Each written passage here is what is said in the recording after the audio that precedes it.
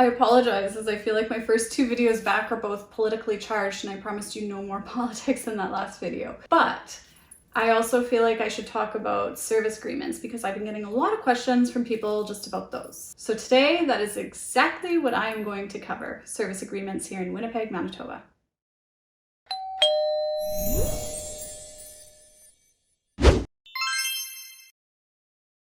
Hi, I'm Jennifer Queen with the Jennifer Queen team and RE/MAX Professionals here in Winnipeg, Manitoba. And if you want information about Winnipeg, the market in general, or just about neighborhoods, communities we service, listings we have, be sure to subscribe to this channel so that you don't miss any of that content in the future. So we shot a short video on this already, so this is just going to be a little bit more in depth for those that are concerned about why your realtor here in Winnipeg is asking you to sign a service agreement. Actually, I should say Manitoba. This was actually put out by the Manitoba Securities Commission. So it's not just Winnipeg, it's Manitoba itself. So a lot of this is in result to the new Real Estate Services Act. Prior to January 1st, 2022, we were governed by the Real Estate Brokers Act here in Manitoba, but that has now changed. It's now the Real Estate Services Act. And as a result, there were many changes that came along, some of them questionable and seemed like not a lot of thought was put into the changes. Some of them make sense.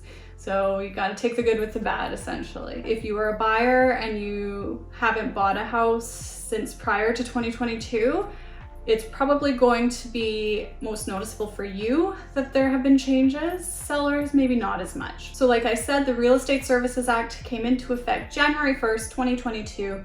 So over a year ago. We're well into working under it now. I think people are starting to find their groove within the new rules and legislation.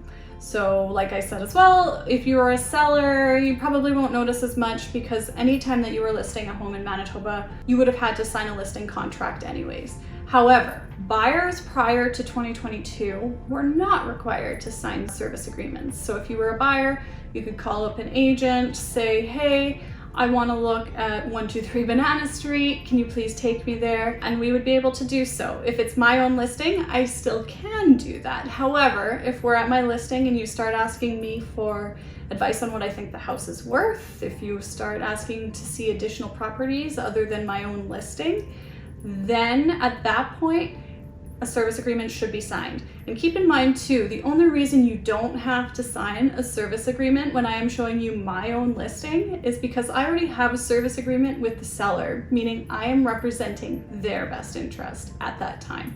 And they are giving me permission under that agreement to try and sell their home and get them the best terms and price. So just keep that in mind. The service agreements are put in place to benefit you and make it clear who you are being represented by. So service agreements have actually always existed here. It's not a brand new thing. It's just they weren't a requirement before. But now Manitoba Securities says you must have a written signed agreement in place to work with the buyer.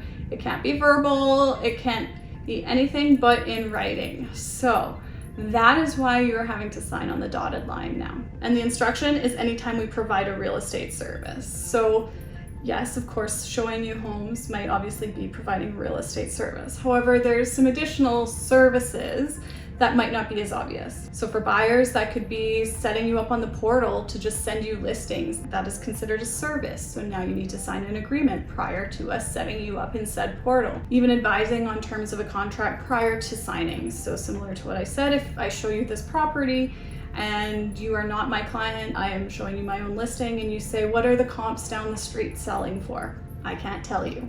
I cannot provide you with those services if you are not my client. Of course, showing you any listing other than my own. So if you come, you meet me at my open house and I say, oh, there's a house down the street as well that's for sale. I was going to go check it out after this open house. You can't join me unless you sign that service agreement. For sellers, again, not a lot would really feel different except you're signing a couple additional pieces of paper that we're going through with you.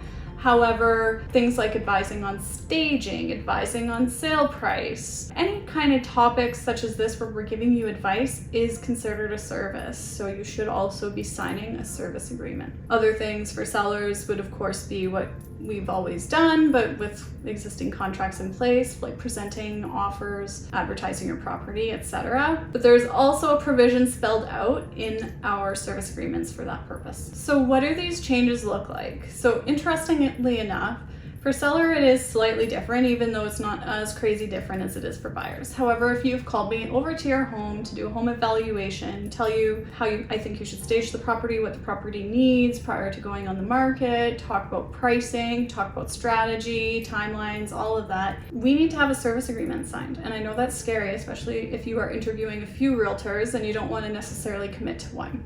What I am saying is you do not have to fret, at least for myself and my team, what we do in situations like that so that we are on board with the rules, but not making the sellers uncomfortable, is we just sign short 3-hour contracts. So from when I get there, I get you to sign this contract, I give you the advice, and then 3 hours after I've left, our contract has expired. That's one way to work around it so that you aren't bound by a long contract, but you're still signing that contract, acknowledging you've agreed to let me provide you with services. Of course, if you do decide to list with myself and my team, great, that's awesome. We would then at that time sign an extended contract, essentially giving us 60 days. 60 days is the minimum amount of days you can sign an MLS listing contract here in Winnipeg, Manitoba.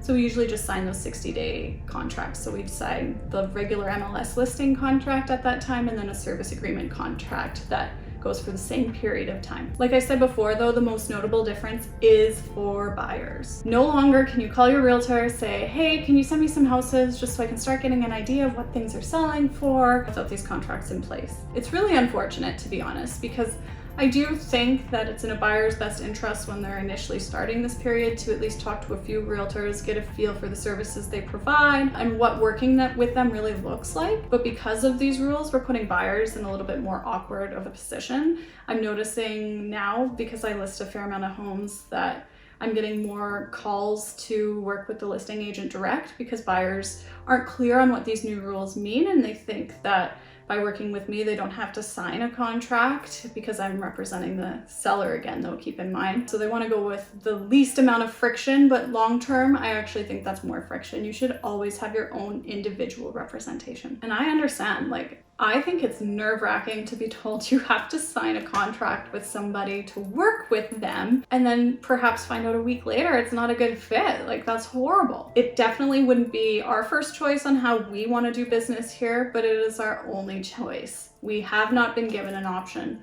We have to have service agreements signed here. So what does it mean for you if you're signing with our team? Well, for our team, this is what we have enacted. Every other team or every other realtor out there can operate their business any way they see fit. But here's what we have done and what it means for working with our team. The first step is always putting pen to paper to confirm that you have authorized us to work on your behalf. It also means setting out terms and expectations so that you know what you can expect through the process. There shouldn't be surprises. There should be reasonable response times, etc. Ours also sets out terms for canceling the agreement. I know that maybe not all have that spelled out. Truthfully, if we're working with you and it's just not jiving, you don't catch our vibe and we don't catch yours, like, let's just agree to part ways. It's going to be less stressful. We don't want to work with you essentially if you don't want to work with us. Like, we're never going to force somebody to buy a house with us. It does add clarity to the client-realtor relationship, especially if you're reading these contracts, which you always should do.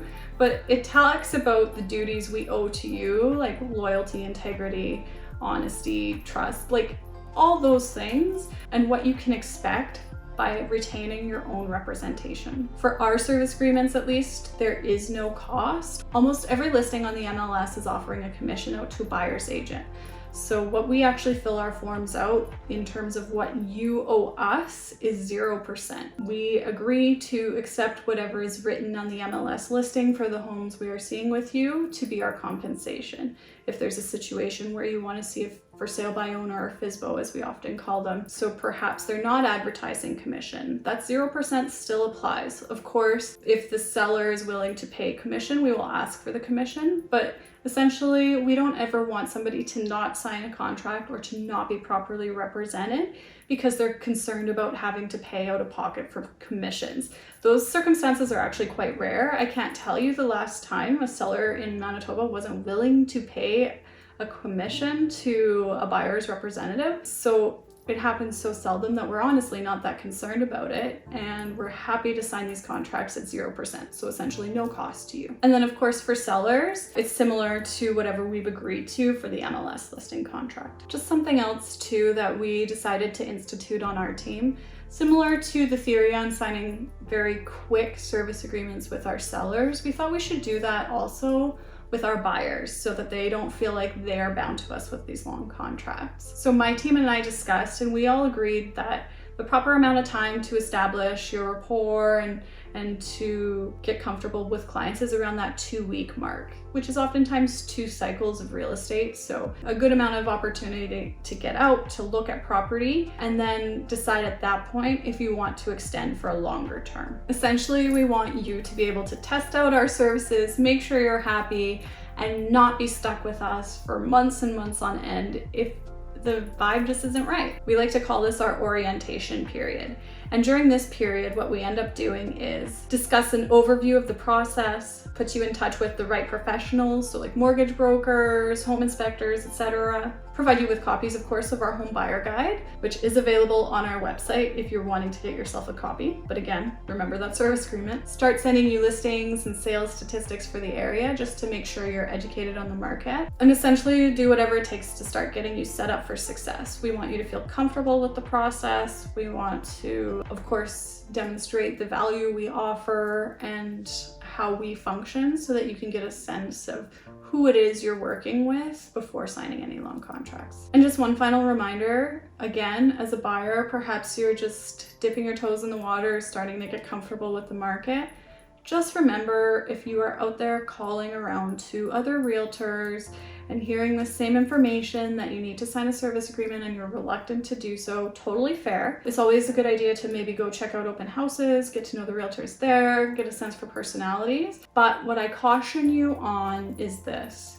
Remember that that realtor has a service agreement in place with the seller of the property. It's similar to when the police arrest you and they say anything you say can and will be used against you in a court of law. Similar to this, anything you say to that other realtor can and will be used against you in negotiations. They owe you no loyalty. Their contract is with that seller. They can take whatever information you say and use it to the benefit of the seller in a situation like that. And I know in today's day and age, we are becoming less and less comfortable about having these conversations up front, but I really do just want to stress that it is important to have an open line of communication with your realtor. If you don't like something they're doing, if you think they're sending you the wrong kind of property, if you think they're kind of breezing by concerns within homes, those sorts of things, you need to bring it to their attention. They can't correct it if they are not made aware. It's always tough to have those difficult conversations, but in my opinion, it will always improve the process for you. That goes as well with signing these contracts. You want to make it clear what your concerns are in signing a contract, because all of these contracts vary from realtor to realtor. We were given stipulations that had to be within them, but a lot of it was open to interpretation and everybody has inserted their own terms and clauses.